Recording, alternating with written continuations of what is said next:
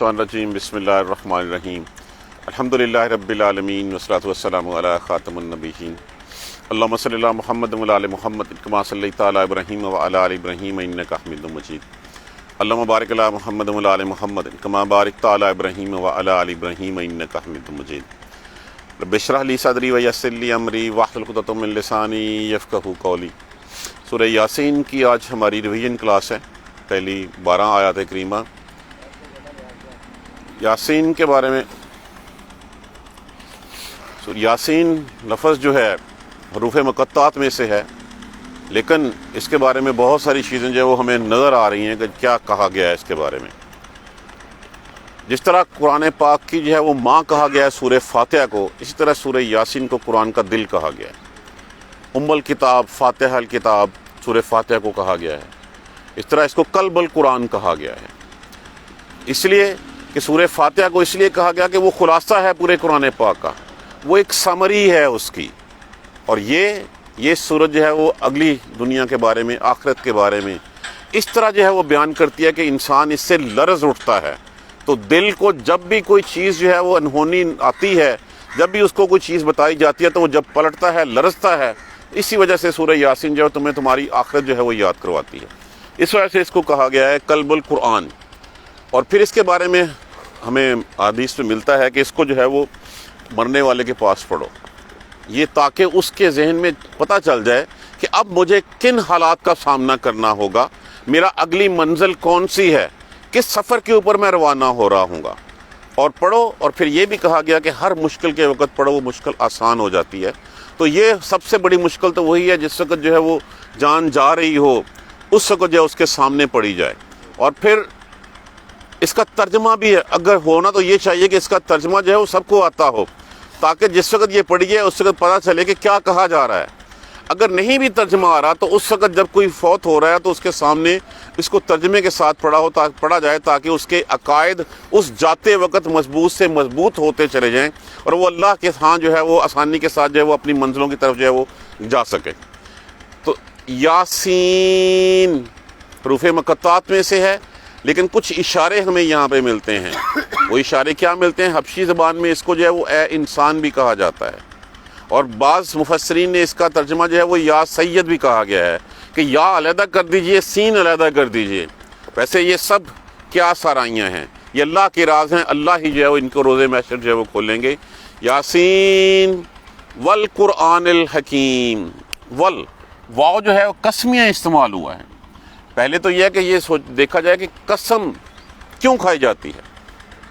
کسی چیز کی شہادت دینے کے لیے۔ ہم تبھی قسم کھاتے ہیں نا کہ ہاں میں یہ کہہ رہا ہوں تو میں یہ سچ کہہ رہا ہوں، اپنی شہادت دینے کے لیے کسی چیز کی۔ تو یہ دیکھیں کیسی سبحان اللہ، کیسی بابرکت بات ہے کہ شہادت دی جا رہی ہے کس کی؟ رسول اللہ صلی اللہ علیہ وآلہ وسلم کی۔ اور قسم کس کی کھائی جا رہی ہے؟ قرآن حکیم کی۔ قسم ہے حکمتوں والے قرآن کی، حکمتوں والا قرآن کہ جو ہر چیز جانتا ہے جو تم نہیں جانتے، اس میں ہر اس چیز کا تذکرہ ہے جو ہو چکی ہے، جو ہونے والی ہے اور جو ہو رہی ہے۔ حکمتوں والے قرآن کی قسم۔ کیا قسم؟ اِنَّکَ لَمِنَ الْمُرْسَلِينَ، بے شک آپ بھیجے ہوں میں سے۔ یاسین۔ اب یہ قسم کیوں کھانے کی ضرورت پیش آئی کہ اس وقت جو ہے اس وقت کے مشرکین مکہ جو رسول اللہ صلی اللہ علیہ وآلہ وسلم کے اوپر مختلف قسم کے الزام لگا رہے تھے، کہہ رہے تھے کہ یہ خود گھڑ لیا ہے، کہہ رہے تھے کہ آپ کے اوپر کوئی سایہ ہے، آپ مجنوں ہیں، آپ افسانہ دراز ہیں، آپ شعر و شاعری کہتے ہیں۔ تو اس طرح کے الزامات وہ لگایا کرتے تھے۔ تو اللہ سبحانہ تعالیٰ نے رسول اللہ صلی اللہ علیہ وآلہ وسلم کی تصدیق جو ہے وہ قرآن پاک میں کر دی۔ حکمتوں والا کیا کہ وہ قرآن پاک جو دنیا میں تمہیں چیلنج کیا گیا کہ تم اس جیسا بنا کے لے آؤ، تم نہیں بنا سکے۔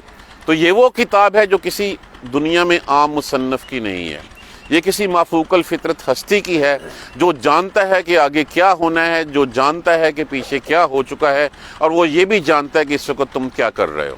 تو اس حکمتوں والے قرآن کی قسم، بے شک آپ بھیجے ہوں میں سے ہے، یعنی کہ یہ تصدیق ہو گئی رسول اللہ صلی اللہ علیہ وآلہ وسلم کی۔ اور ساتھ یہ کہا گیا علی صراط مستقیم، آپ سیدھی راہ پہ ہیں۔ مطلب یہ کہ یہ جو لوگ یہ کہہ رہے ہیں کہ یہ افسانہ ہے، یہ شاعری ہے، مجنوں ہیں، سایہ ہے، نہیں، ایسی کوئی بات نہیں ہے، آپ سیدھے راستے پہ ہیں۔ دوسری بات، تنزیل بھیجا گیا ہے، اتارا گیا العزیز الرحیم غالب رحم والے کی۔ اللہ سبحانہ تعالیٰ کی صفات یہاں پہ بیان کی گئی ہیں کہ یہ ایک عام ناسے کی نصیحت نہیں ہے کہ تمہیں ایک بات بتائی گئی ہے اور تم نے اس کے اوپر عمل نہیں کیا تو تمہیں کچھ نہیں ہوگا۔ نہیں، اگر اس بتائی ہوئی بات کے اوپر تم نے عمل نہ کیا تو وہ اس قدر غالب ہے، وہ قوت والا ہے کہ تمہیں پھر جہنم میں جو ہے وہ پھینک دے گا، تمہیں سزا جو ہے وہ دے گا۔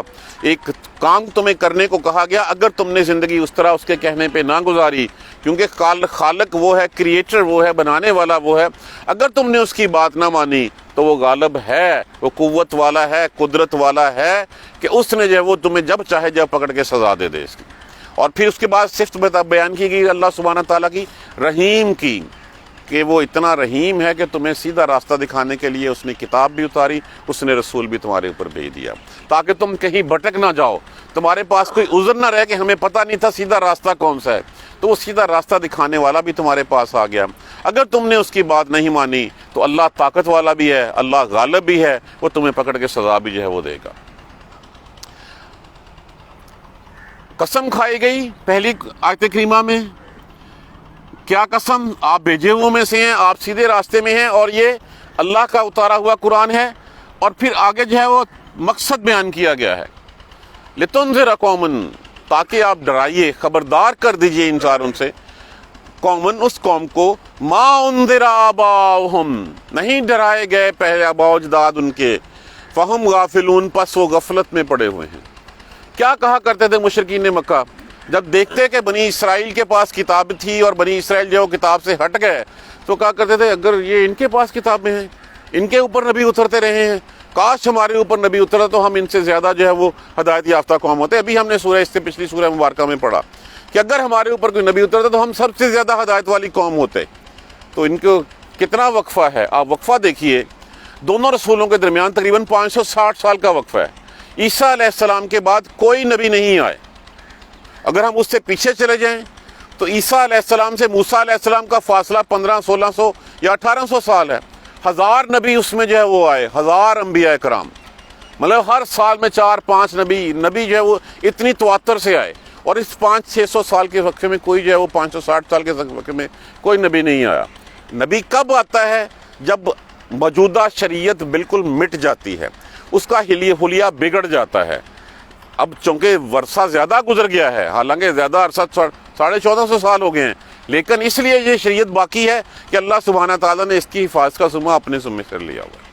اور یہ قرآن رہتی دنیا تک راہ ہدایت اسی لیے کہا گیا ہے کہ یہ ہدایت کے راستے جو ہے وہ دکھاتا رہے گا۔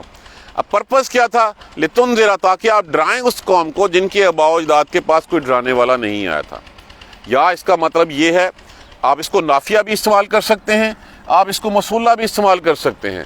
موصولہ یہ ہے کہ ڈرائیے اس کو جن کے آباء و اجداد ڈرائے گئے تھے، اب یہ آباء و اجداد کا سبق بھول گئے ہیں اور اب یہ غفلت میں پڑے ہوئے ہیں۔ دونوں معنی اس سے جو ہے وہ لیے جا سکتے ہیں، بٹ زیادہ کیا قریب ترین جو لگتا ہے کہ ڈرائیے ان کو جن کے آباء و اجداد جو ہے وہ ڈرائے نہیں گئے، پس وہ غفلت میں پڑے ہوئے ہیں، ان کے پاس کوئی نبی نہیں آیا، ان کو خبردار کر دیجیے۔ لَقَدْ حَقَّ الْقَوْلَ، بلا شبہ یہ بات سچ ہوگی عَلَىٰ أَكْثَرِهِمْ، اکثریت کی ان کے اوپر، فَهُمْ لَا يُؤْمِنُونَ، پس وہ ایمان نہیں لائیں گے۔ کیا بات ثابت سچ ہوگی؟ کہ یہ سیدھے راستے پہ چلنے والی قوم نہیں ہے۔ یہ اللہ کی بات سچ ثابت ہو گئی۔ کیوں یہ چلنے والے نہیں ہیں سیدھے راستے کے اوپر؟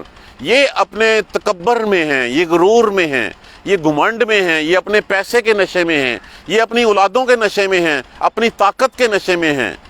لَقَدْ حَقَّ الْقَوْلَ عَلَىٰ أَكْثَرِهِمْ، بلا شبہ یہ بات سچ ہو گئی ہے ان کی اکثریت کے اوپر، فَهُمْ لَا يُؤْمِنُونَ۔ آپ دیکھ لیجئے رسول اللہ صلی اللہ علیہ وآلہ وسلم کی نبوی زندگی میں کتنے لوگ تھے جو ایمان لائے تھے آپ کے اوپر۔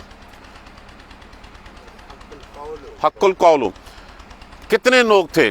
حضور صلی اللہ 13 سال کی نبوی زندگی تھی آپ کی، کتنے لوگ جو ہے وہ اس کے اوپر آپ صلی اللہ علیہ وسلم کے اوپر جو ہے وہ ایمان لائے تھے۔ اور پھر دیکھ لیجئے اکثریت کیوں مسلمان نہیں ہوئی تھی؟ صرف اسی لیے کہ یہ ایک یتیم بچہ جو ہے وہ نبی بن گیا۔ اس کو جو ہے اگر ہم نے اس کی نبوت کو ہم نے مان لیا تو پھر ہماری سرداریاں، ہماری چودراہٹیں جو ہے وہ کہاں چلی جائیں گی؟ ہمیں کون جو ہے وہ سلام کہے گا؟ اگر نبی اترنا ہوتا تو یہ طائف اور مکہ کے سرداروں میں سے کسی کے اوپر کیوں نہ اترتا؟ اسی خمار میں، اسی گھمنڈ میں جو ہے انہوں نے اسلام یہ نہیں تھا کہ ان کو پتہ نہیں تھا کہ رسول اللہ صلی اللہ علیہ وآلہ وسلم سچے نبی ہیں، وہ مانتے تھے اس بات کو کہ ہاں سچے ہیں، لیکن ان کے گھمنڈ نے، ان کے جو ہے وہ گردن میں جو سریہ آ گیا تھا، اس نے جو ہے ان کو ماننے سے انکار کر دیا۔ اب اگر وہ انکاری ہیں تو کیا اس کا مطلب ہے تبلیغ چھوڑ دیں؟ نہیں، آپ اپنا کام جاری رکھیے، آپ کا کام صرف پہنچا دینا ہے، آپ پہنچاتے رہیے۔ آپ کو نہیں پتا کہ اس ڈھیر میں سے کتنے ہیرے جو ہے وہ نکلنے ہیں، ابھی اس میں سے ہیرے آپ ابھی ان کو نہیں پہچان سکتے، یہ اللہ سبحانہ تعالیٰ کو پتا ہے کہ اس میں سے کتنے ہیرے نکلنے ہیں۔ انہی ہیروں میں سے جو آپ دیکھ لیجئے قتل کرنے کے ارادے سے نکلتے ہیں رسول اللہ صلی اللہ علیہ وآلہ وسلم کو، اور ایمان لے آتے ہیں عمر فاروق رضی اللہ تعالیٰ۔ اسی ڈھیر میں سے خالد بن ولید بھی جو ہے وہ نکلتے ہیں۔ تو یہ آپ کو نہیں پتا، اس کا مطلب یہ نہیں ہے کہ اگر سارا مجمع جو ہے وہ دائی کے حق کے پیغام کے خلاف ہو جائے تو دائی اس حق کے پیغام کو پھیلانا چھوڑ دے، نہیں، اس کو پیغام پھیلاتے رہنا ہے۔ یہ اللہ سبحانہ تعالیٰ کو پتا ہے کہ کب کس کا دل موم ہونا ہے، کب کس نے پلٹنا ہے۔ اِنَّا جَعَلْنَا فِي أَعْنَاقِهِمْ، بے شک ڈال دیے ہم نے ان کی گردنوں میں اغلالاً طوق فَهِيَ إِلَى الْأَذْقَانِ، ٹھوڑیوں تک، ہم نے ان کی گردنوں میں ٹھوڑیوں تک توق ڈال دیے ہیں، فَهُمْ مُقْمَحُونَ، پس وہ سر اونچا کیے ہوئے ہیں۔ اصل میں ہوتا کیا تھا توق ڈالنا، کہ اس وقت کیا کرتے تھے، ہاتھ کو گردن کے ساتھ باندھ دیتے ایسے، جیسے ہمارے ہیں اگر آج بھی آپ دیکھ لیے کالر اگر ڈالا ہوا تو پھر اس کے بعد یہاں تک ہوتا ہے اور پھر نیچے کچھ نظر نہیں آتا ان کو۔ تو یہاں پہ ایک محاورتاً یہ بات کی گئی ہے کہ ان کی گردنوں میں توق ڈال دیے ہیں ٹھوڑیوں تک، پس وہ نہیں دیکھ سکتے، پس ان کی گردنیں اونچی ہو گئی ہیں۔ اب یہ توق کس چیز کے ہیں؟ یہ توق یہ ہیں، میرا باپ دادا یہ کرتا تھا، میں اس کے راستے سے کس طرح ہٹ جاؤں۔ وہ بھی یہی کہا کرتے تھے، 360 بت رکھے ہوئے تھے، ان بتوں کو پوجتے تھے، لات و عزا کی جو ہے وہ پرستش کرتے تھے، ان کو معبود مانتے تھے۔ ہمارے آباء و اجداد یہی کرتے رہے، اب ہم اس کو کیسے چھوڑ دیں؟ تقلید آباء کی جو ہے وہ رسوم و رواج کے توق، کہ ہم معاشرہ میں نہیں رہنا ہم نے، وہ بات تو آپ کی ٹھیک ہے جی، لیکن معاشرہ کیا کہے گا؟ لیکن جو ہے وہ پھر بیوی بچے کیا کہیں گے، گھر والے کیا کہیں گے؟ مہندی کے بغیر تو شادی ہو ہی نہیں سکتی، یہ مر گیا تو اس کی رسمیں کل نہ کروائیں تو کیا ہوگا؟ ہم ان رسوم و رواج میں، تقلید آباء میں، اپنے پیسوں کے، اپنی دولت کے خمار کے جو توق ہیں وہ اپنے گلے میں ڈال کے رکھے بیٹھے ہوئے ہیں۔ انہی توق کو جو ہے وہ توق جو ہے وہ ہمیں نیچے نہیں دیکھنے دیتا۔ ہم ایسے کر کے چلتے ہیں، ہم دیکھتے ہی نہیں ہیں کہ نیچے دنیا کے حالات کیا ہیں، ہمیں راہ حق نظر ہی نہیں آتی۔ تو یہی بات یہاں پہ بتائے گی، اِنَّا جَعَلْنَا فِي أَعْنَاقِهِمْ، بے شک ہم نے ڈال دیے ہیں توق، اغلالاً ان کی گردنوں میں توق ڈال دیے ہیں، فَإِلَى الْأَذْقَانِ، پس وہ ٹھوڑیوں تک ہیں، فَهُمْ مُقْمَحُونَ، پس ان گردنیں اونچی کیے ہوئے ہیں، ان کو نظر ہی نہیں آتا۔ ویسے بھی جو کہا گیا ہے کہ اگر تم اوپر دیکھ کے چلو گے تو راستے میں پڑے ہوئے پتھر سے ٹھوکر ضرور کھاؤ۔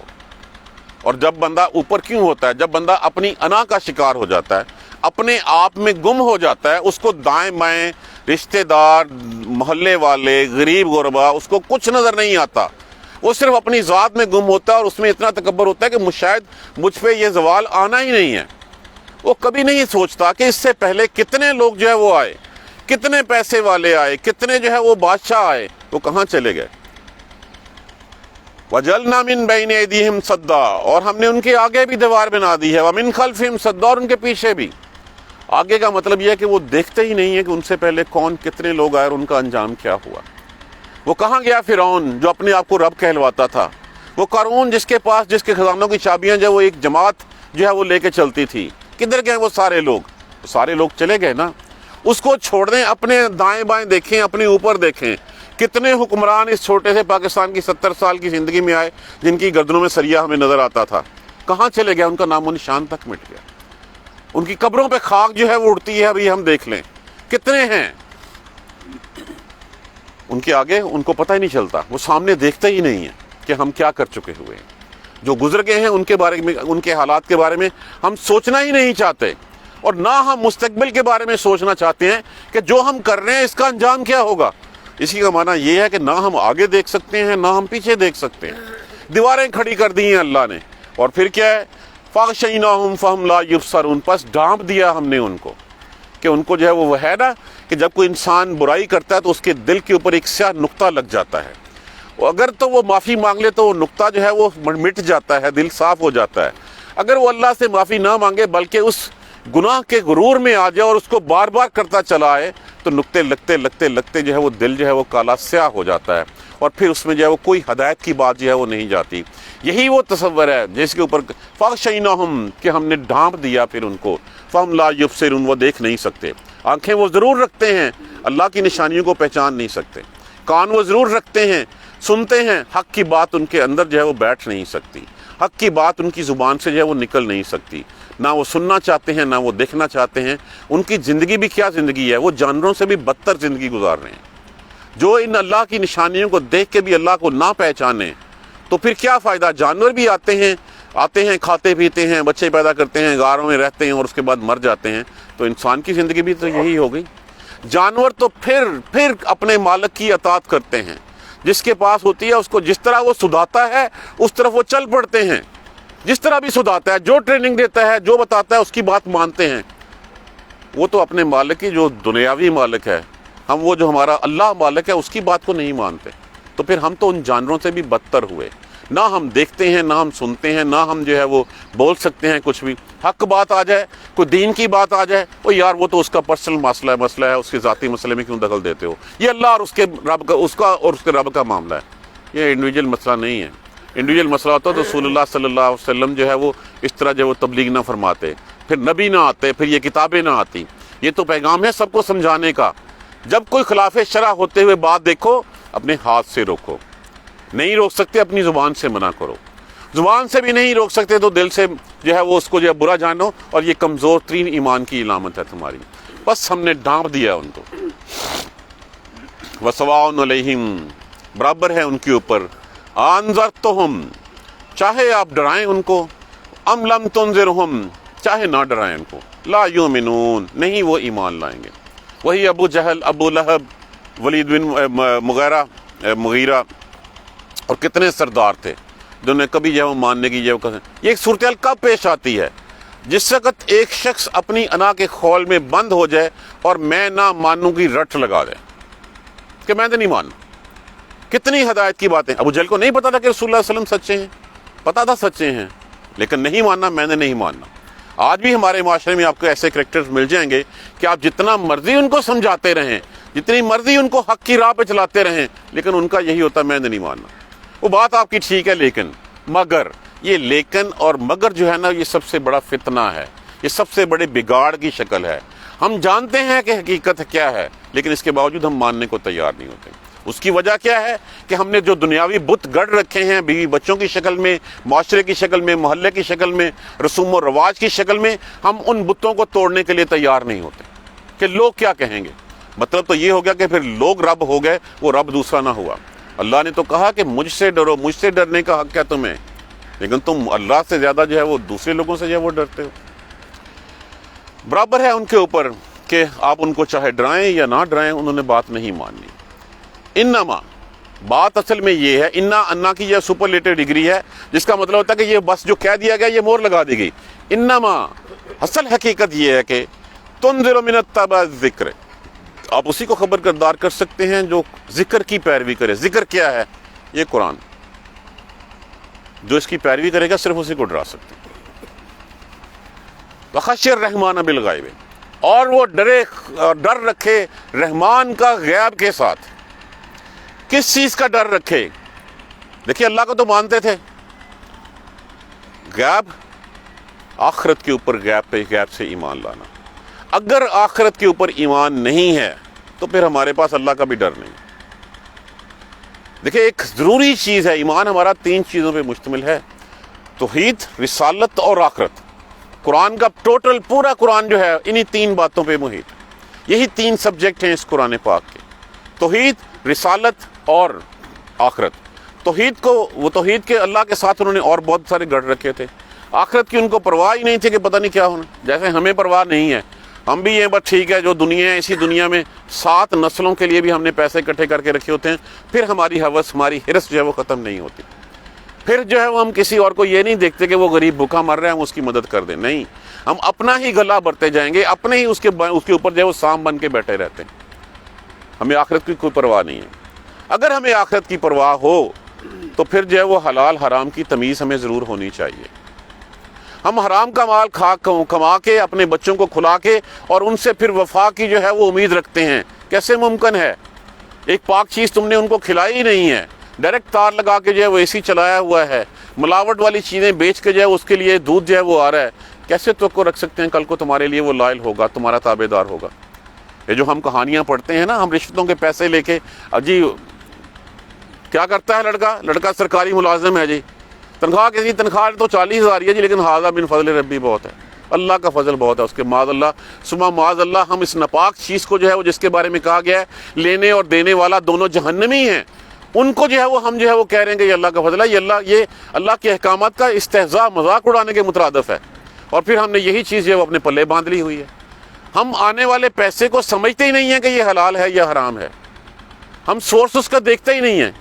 حرام کھلا کے پھر ناپاک سے پاک کی امید کیسے رکھی جا سکتی ہے؟ ان بچوں سے جن کو حلال نہیں کھلایا, حرام کھلایا, حرام کے پیسوں سے پلے بڑے, کیسے وفا کی امید رکھ سکتے ہو؟ اس کا جواب تمہیں دینا ہے, بچوں کو نہیں دینا. تمہاری کفالت میں ہے وہ. ہاں, جس وقت وہ بالغ ہو جائیں, ان کو اس جو وہ سن شعور میں پہنچ جائیں, ان کو پتہ چل جائے صحیح کا اور درست کا اور غلط کا, تب جو وہ ذمہ داری تمہاری ختم ہوتی ہے. نہیں تو انہوں نے کہنا ہمیں تو جو کھلایا یہ باپ نے کھلایا, اس سے پوچھنے کیا ہے. کتنے قصے, کتنی کہانیاں ہم پڑھ چکے ہیں کہ اولاد نے ماں باپ کو گولی مار دی جائیداد کی خاطر. یہ جائیداد جس کو ہم اکٹھا کرتے رہتے ہیں, اسی جائیداد کی خاطر اولاد اٹھتی ہے, گولی مار دیتی ہے. اور وہی اولاد جو ہے باپ کو سب سے پہلے نکال کے جو ہے وہ ڈیوڑی میں بٹھا دیتی ہے, باہر بٹھا دیتی ہے اور ختم کر دیتی ہے. تو جو ڈرتا نہیں ہے آخرت سے, وہ رب سے بھی نہیں ڈرتا. آخرت کا ڈر کیا ہے؟ کہ جس نے مجھے پیدا کیا اس نے کل کو مجھ سے حساب لینا ہے, مجھ سے پوچھنا ہے اس نے کہ ہاں بھی کیا کر کے آئے. ہمیں دنیاوی باسز کی تو بہت فکر ہوتی ہے, اس حقیقی باس کی ہمیں کوئی فکر نہیں ہے, اس اللہ کی کوئی فکر نہیں ہے. آخرت کا ڈر یہ, کچھ بھی کرنے سے پہلے میں سوچوں, میں دیکھوں, میں سمجھوں کہ میرے لیے کیا حکم ہے اور اس حکم کے مطابق اپنی زندگی گزاروں. اب جو تو کوئی ایسا کرتے ہیں جو اس کی پیروی کرتے ہیں قرآن کی اور رب سے آخر غیب میں ڈرتے رہتے ہیں, بس ان کو خوشخبری سنا دیجیے. فبشرہ, بس خوشخبری سنا دیں, بشارت سنا دیں ان کو. کس کی؟ بمغفرۃ, مغفرت کی, بخشش کی جو ہے ان کو سنا دیں کہ اللہ تمہیں بخش دے گا. اور پھر کہا گیا اجر کریم, اجر عزتوں والا, عزتوں والی روزیاں, عزتوں والے بدلے, عزتوں والے مقام جو ہے وہ ہمیں وہاں پہ پھر جو ہے وہ ملیں گے. اور یہ کون کہہ رہا ہے؟ اللہ سبحانہ تعالیٰ ارشاد فرما رہے ہیں. ہمیں اس کے اوپر جو ہے وہ اس بشارت کے اوپر یقین نہیں ہے. یہ یقین ہے کہ ہم وہاں پہ جائیں گے تو ہمیں جو ہے وہ 1000 روپیہ مل جائے گا. انا نحن نحیی الموتى, بے شک ہم ہی مردوں کو زندہ کریں گے. جو پیدا کرنے پہ قادر ہے, کیا وہ دوبارہ پیدا؟ دیکھیے اصل تو روح ہے. روح کس نے ڈالی؟ اللہ سبحانہ تعالیٰ نے. روح اس کی امانت ہے, وہ روز رات کو جب ہم سوتے ہیں وہ لے جاتا ہے. جس کو روکنا ہوتا ہے روک لیتا ہے, جس کو واپس لوٹانا ہوتا ہے لوٹا لیتا ہے, جس کی ابھی اجل نہیں آئی ہوتی. اصل تو روح ہے. یہ جسم تو مٹی کا تھا, پھر مٹی ہو جانا ہے. تو جو مٹی کی چیز کھلونا بنایا تھا, پھر اس کے بعد وہ کھلونا ٹوٹ گیا, کیا دوبارہ نہیں بنایا جا سکتا؟ دوبارہ روح ڈال دی جائے گی اس میں سے. تو بے شک ہم ہی ہیں نحیی الموتى ونکتب, جو مردوں کو زندہ کریں گے, ونکتب, اور ہم لکھا ہوا ہے, ما قدموا, اور ہم لکھ لیتے ہیں, ما قدموا, جو بھیجا آگے تم نے, وآثارہم, اور جو پیچھا چھوڑا تم نے. جو تم کر چکے ہو وہ, اور جو تم نے جو ہے پیچھے چھوڑا جب دنیا سے چلے گئے. فرمایا گیا کہ انسان کی 3 چیزیں جو ہیں وہ باقی رہتی ہیں مرنے کے بعد. ایک, نیک اولاد جو چلی جائے تو اس کے بعد جو ہے وہ دعائیں کرتی رہے. دوسرا, علم, جو علم وہ پھیلا جائے اور پھر اس کا کریڈٹ اس کو ملتا جائے. اور تیسرا وہ صدقہ جاریہ, جو صدقہ جاریہ جو اس کے لیے کھلا ہوا ہو اور اس کے لیے کنٹریبیوٹ کرتا رہے. یہ ہے. باقی سب کچھ یہاں پہ ہم جس لباس میں آئے تھے اسی لباس میں جا رہے ہیں آگے. نہ آتے وقت ہمارے ہاتھ میں کچھ تھا, نہ جاتے ہوئے ہمارے ہاتھ میں کچھ ہے. وہ روح ہے, اسی روح کو جو ہے وہ اللہ نے سزا دینی ہے, اسی روح کو جو اللہ نے جو ہے وہ جزا دینی ہے. جسم تو اللہ جس طرح کا چاہے, جیسے چاہے وہ بنا دے. پہلے لوگوں کے قد کاٹ کیا تھے, اب لوگوں کے قد کاٹ کیا ہیں, وہ تو اس کی مرضی ہے. کھلونا جس طرح چاہے گا وہ بنا دے گا. کھلونا اس نے مٹی سے بنایا, وہ کھلونا جو ہے وہ ٹوٹ بھی جائے گا. روح تو اسی کے پاس رہنی ہے نا, اسی روح کو اصل میں جو ہے وہ سزا دینی ہے. تو جو بھیجا آگے, جو بھیجتے ہیں آگے, اور جو بھیجتے ہیں چھوڑ جاتے ہیں پیچھے. اثارہم, اثار, جو بھی کوئی نیکی کی, جو بھی نیکی کی. اگر اللہ نشانی بھولنا چاہتا، آثار بھولنا چاہتا تو تمہارے قدموں کے نشان بھول جاتا جو تم چلتے ہو، اور اس کے فوراً بعد ہوا اس کو جو ہے وہ ختم کر دیتی ہے۔ اللہ کو تو وہ نشان بھی یاد ہے۔ یہ نشان کی بات کہاں سے آئی کہ بنو سلمہ جو ہے وہ جب مسجد نبی کے ارد گرد جو ہے وہ کچھ گھر خالی ہوئے تو انہوں نے پلان کیا۔ بنو سلمہ کا علاقہ اگر آپ دیکھیں تو وہ علاقہ ہے جہاں پہ قبلتین مسجد ہے غالباً، کہ وہ علاقہ بنو سلمہ کا علاقہ کہلاتا ہے، تو وہ تھوڑا سا ہٹ کے ہے، تو انہوں نے سوچا ہم بھی یہاں پہ آ جائیں، مسجد نبی کے قریب آ کے رہ لیں۔ تو رسول اللہ صلی اللہ علیہ وآلہ وسلم کو پتہ چلا تو آپ نے پوچھا میں نے یہ سنا تم یہاں آنے کا ارادہ رکھتے ہو؟ تو انہوں نے کہا ہاں ہم ایسے سوچ رہے ہیں۔ انہوں نے کہا دیکھو تم آتے ہو، تمہارے قدموں کے نشان، جتنے قدم زیادہ چل کے آتے ہو اتنا ثواب تمہیں زیادہ ملتا ہے، اتنے اللہ سبحانہ تعالیٰ جو ہے وہ تمہارے لیے نیکیاں زیادہ لکھتا ہے، تو کیوں اپنی نیکیاں جو ہے تم جو ہے وہ کم کرنے آ رہے ہو؟ تو جو کچھ جتنا تم آگے بھیجو گے، جتنا پیچھے چھوڑو گے، ہر چیز ہم لکھ لیتے ہیں۔ مطلب کیا ہوا؟ فَمَن يَعْمَلْ مِثْقَالَ ذَرَّةٍ خَيْرٍ يَرَهُ وَمَن يَعْمَلْ مِثْقَالَ ذَرَّةٍ شَرٍّ يَرَهُ۔ جس نے ذرا برابر نیکی کی ہوگی وہاں پہ اس کو پائے گا، جس نے ذرا برابر برائی کی ہوگی وہ بھی اس کو پائے گا۔ جس نے کسی کو دیکھ کے جو ہے وہ سمائل دے دی، مسکرا دیا، اس کے لیے خلوص اور سنسیریٹی کا اظہار کر دیا، چاہے اس کو فائنینشیل کوئی بینیفٹ نہیں دیا، وہ بھی اس کی بھلائی لکھی گئی۔ اور جس نے کسی دوسرے کو دیکھ کے جو ہے وہ منہ چڑھا لیا، منہ دوسری طرف کر لیا، ماتھے میں سلوٹیں آ گئی، یہ چیز بھی اس کی لکھی گئی۔ تو ہر چیز وہاں پہ نوٹ ہو رہی ہے۔ ہم بھول جاتے ہیں کرامن کاتبین جو جہاں بیٹھے ہوئے ہیں، یعلمون ما تفعلون، وہ جانتے ہیں کیا تم جو ہے وہ کر رہے ہو۔ وَكُلَّ شَيْءٍ أَحْصَيْنَاهُ فِي إِمَامٍ مُبِينٍ، اور احصیناہ ہر چیز شمار کر رکھی ہے ہم نے، کس میں؟ امام مبین۔ امام مبین کیا ہے؟ لوح محفوظ، کتاب مکنون، وہ کتاب، نون والقلم وما یسطرون، کہ نون جب قلم کو پیدا کیا اور پیدا کرنے کے بعد کہا لکھ، کیا لکھوں؟ جو ہونے والا لکھ دے۔ کیسے لکھ دے؟ اللہ کی علیم، ان کی صفت کے مطابق جو ہے وہ لکھ دے۔ اللہ جانتا ہے کہ کیا ہو رہا ہے، کیا ہونے والا ہے، کیا ہو چکا ہے۔ علیم فعیل کے وزن کے اوپر ہے، صیغہ مبالغہ ہے، انفینٹی کا صیغہ ہے، کہ اللہ کے علم کی کوئی حد نہیں، ازل سے ابد تک جو ہے وہ علم اس کے پاس ہے۔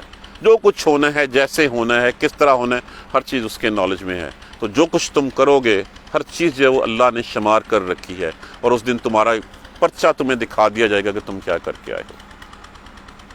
تیاری کرنی ہے ہمیں کہ ہم اپنے ساتھ زادِ راہ کیا لے کے جا رہے ہیں۔ سورہ یاسین جب مرنے کے وقت پڑھتے ہیں تو ہمیں خود پتہ ہونا چاہیے کہ ہم کیا پڑھ رہے ہیں۔ ہم نے صرف ثواب کے لیے رکھ لیا، اس کو کہہ دیا کہ ٹھیک ہے، ہاں ثواب ہوتا ہے، اس سے مشکلیں آسان ہوتی ہیں۔ رسول اللہ صلی اللہ علیہ وسلم نے فرمایا کہ جس نے سورہ یاسین یاد کر لی اور صرف اللہ کی رضا کی خاطر اس کو پڑھتا رہا، اس کی مغفرت ہو گئی۔ کوشش کریں کتنی آیت کریمہ ہیں، ایک پاؤ صورت بھی نہیں بنتی ہے۔ یاد کریں، اور یاد کر کے کوشش کریں کہ ایک دفعہ ضرور ہم پڑھ لیا کریں۔ انشاءاللہ اس کا دوسرا حصہ ریویژن کلاس کا ہم کل پڑھیں گے۔ جزاک اللہ خیر۔ سبحانک اللہم وبحمدک، اشہد ان لا الہ الا انت، استغفرک واتوب الیک۔ اعوذ باللہ من الشیطان الرجیم، بسم اللہ الرحمن الرحیم۔ الحمدللہ رب العالمین، الحمدللہ رب العالمین، الحمدللہ رب العالمین۔ اللہم صلی علی محمد وعلی آل محمد کما صلیت علی ابراہیم وعلی آل ابراہیم انک حمید مجید۔ اللہم بارک علی محمد وعلی آل محمد کما بارکت علی ابراہیم وعلی آل ابراہیم انک حمید مجید۔ ربنا لا تؤاخذنا ان نسینا واخطانا ربنا ولا تحمل علینا اصرا کما حملتہ علی الذین من قبلنا ربنا ولا تحملنا ما لا طاقۃ لنا به واعف عنا واغفر لنا وارحمنا انت مولانا فانصرنا علی القوم الکافرین۔ ربنا لا تزغ قلوبنا بعد إذ هديتنا وهب لنا من لدنك رحمة إنك أنت الوهاب رب اغفر وارحم وأنت خير الراحمين یا رب ارحمہما کما ربیانی صغیرا یا رب ارحمہما کما ربیانی صغیرا یا رب ارحمہما کما ربیانی صغیرا۔ اللہم اغفر لنا وارحمنا، اللہم اغفر لنا وارحمنا، اللہم اغفر لنا وارحمنا۔ ربنا تقبل منا انک انت السمیع العلیم وتب علینا انک انت التواب الرحیم۔ الحمدللہ رب العالمین، آمین یا رب العالمین۔ جزاک اللہ خیر۔